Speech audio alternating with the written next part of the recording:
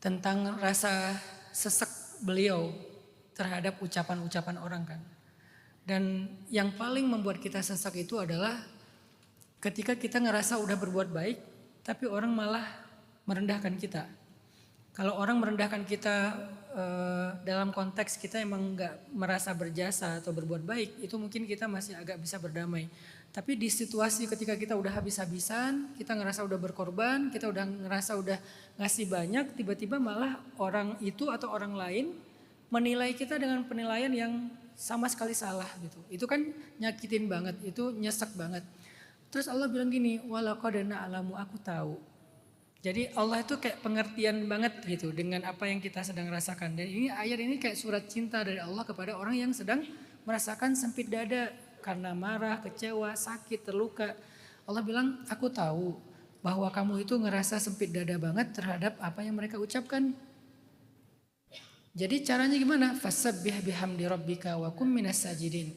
Ya udahlah, kalau kamu harus bicara, berucap, cobalah kamu berucap dengan menyebut zikir nama-nama Allah, tasbih, tahmid. Cobalah kamu sujud, cobalah kamu berdoa. Supaya apa? Allah tuh senang kalau dicurhatin.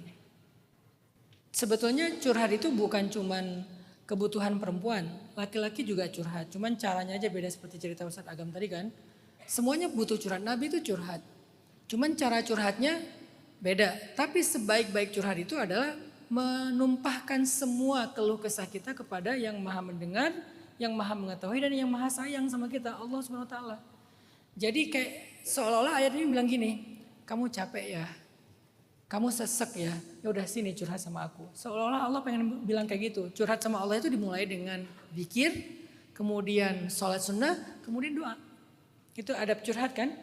Atau dengan sholat karena di dalamnya udah ada zikir, tasbih segala macam, kemudian doa, curhatlah. Baik di dalam sujud panjang, kalau nggak bisa curhat di sujud panjang karena kita nggak hafal doanya setelah sholat. Jadi Allah cuma pengen bilang, kamu capek ya hambaku, aku tahu apa yang kamu rasain, sini curhat sama aku. Sini curhat sama aku. Dan itu salah satu cara kita untuk berdamai ketika kita kecewa dengan manusia. Mau ngomong ke siapa kita kecewa dengan manusia? Ngomong kepada Allah yang nggak akan mengecewakan. Dan Allah bilang lagi di surat Al-Muzammil, ini surat tentang mental tadi kan, ketika udah capek di ayat 10 dan 11. Wasbir ala ma yaqulun. Bersabarlah terhadap apa yang mereka ucapkan. Arti bersabar apa? Tenang aja. Apa yang mereka ucapkan itu sama sekali tidak akan merubah apapun dalam hidup kamu. Karena kenapa? Kalau kamu melakukan itu karena aku, kata Allah,